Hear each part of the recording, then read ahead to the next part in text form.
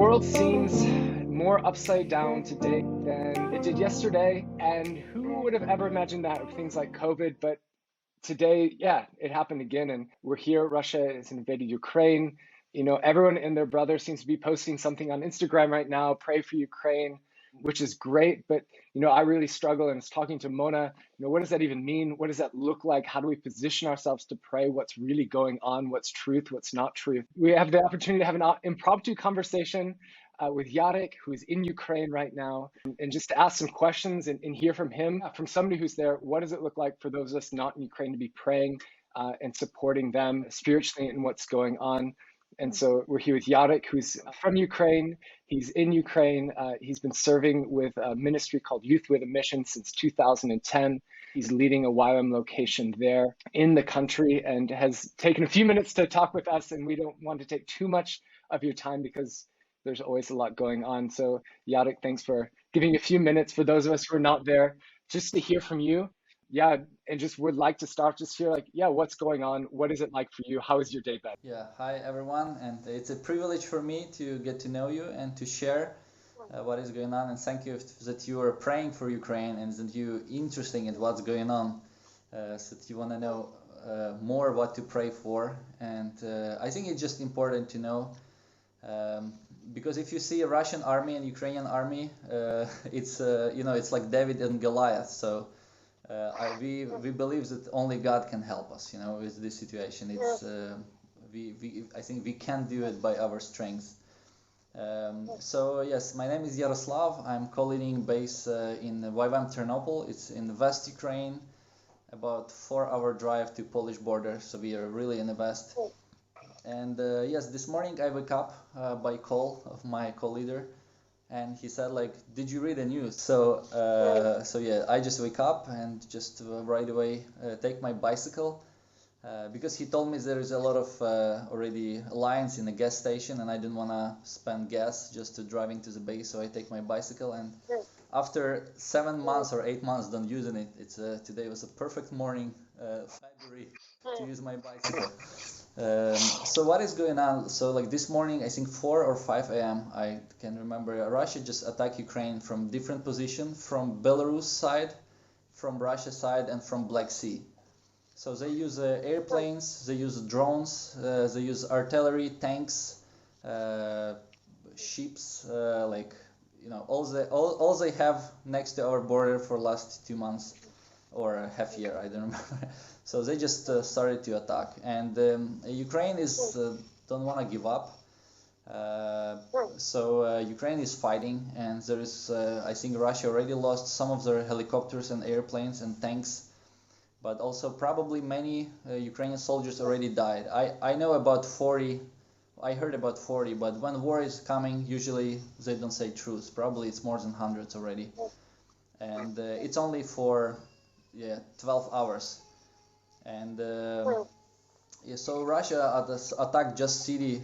They attacking military bases from all around the Ukraine, but also just random rockets kill people just walking in the street in their peaceful city.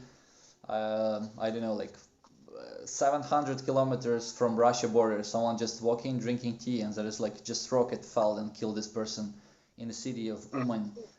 It's central Ukraine, very far from Russia, very far from Belarus. So they're just attacking, and they use everything they have, and they do it together with Belarus, because they're attacking from Belarus side.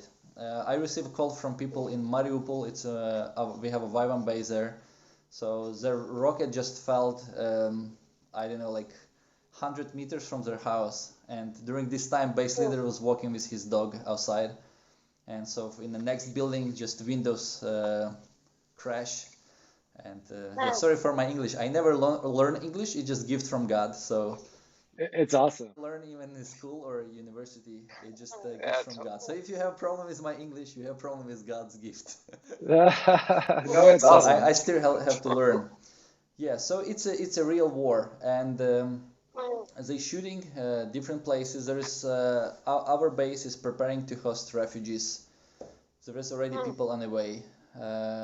We will host them. We will preparing rooms, beds, Yeah, but right now we decided we want to serve and we still want to be light. And in this situation, it's really we can use our faith and we can show our faith and our beliefs to people around. So we here in Ternopil, we want to be this place, this lighthouse, where people can come and we can. We still want to, our base, we are very good in hospitality. This is what people said. We always try to make a nice bed, make it very comfortable to people. So we still want to do it same for refugee people. So they will feel welcome, they will feel value, and we can Nice. try to host as much as we can people. I think, yeah, thank you. I think I can't even imagine how these last 24 hours have been. Like, how, as like now we're here in Germany, how would you say if like someone here in Germany positioning themselves in like coming alongside of like the conversation, coming alongside, maybe even praying, encouraging, like what would you say to someone who's not in the Ukraine right now? How to position ourselves? I have a hard question to answer it. I don't know. I think just pray for a peace and yeah, just maybe I don't want to go deep in the politician, but I think this can be also end of Russia dictatorship. Maybe like also this situation, maybe people in Russia will raise up and they will say like it's enough. Like we are not democratic country, it's we can't choose president, yeah, so and they can't even do like any protests right now to support Ukraine because they will just go to jail right away. So I think maybe it's a time just also to receive freedom for Russia, for Russian people, for new generations there. So they will, because we Ukraine, we like freedom, that's why we fight. We never been part of Russia, and even during Soviet Union, big piece of Ukraine, we've been against communism, and because we know that it's wrong, and so we have just different mindset, and so I think we also pray for Russia, and also Jesus told us to pray and bless our enemies, and I don't know how to do it right now, even like if I don't like my neighbor, I have hard time later to, buy him chocolate or buy him coffee. But right now, how to bless and how to love someone who kill your brothers, someone who kill your nation, someone who openly says that like I want to come and kill all of you, I want to come and take your land. How to bless them? I have a hard time to answer. Like it sounds really nice when I preach about it, but right now, when I heard how many soldiers already died, but I think like we live in God's kingdom, so we have to use His principle. We have to follow His example. Yeah, I think yeah. I don't know if I answer your question, but I just don't know what to pray for in this situation. No, thanks for being honest. I think that hits it, Yeah, I think, yeah, I know you've already mentioned you don't really have a great answer to say or share with people when we say, how do we pray? How do we come alongside? Um, if you had to come up with some answer for those asking and those saying, yeah, how do I pray in this moment? Yeah, what would you say? What's your best answer? I can say just pray for a church in Ukraine, pray for government for wise decisions. Um, yeah, just pray for people who left their home so they will find place where someone will host them, because it will be millions of people tomorrow. Right now in our city we don't feel it yet because people still driving, like maybe this evening we will feel it or tomorrow morning. And so yeah, because I think church, especially in my city, I can see that pastor don't planning to leave. Some pastor ready to fight, some pastor ready just to host people, open door of their church. So I think right now church will play a really big role in this volunteering and also doing God's work. So just pray for churches and yeah. That's awesome. Yeah, praying for doors to open and hospitality to take place and peace to reign. Thank you for sharing.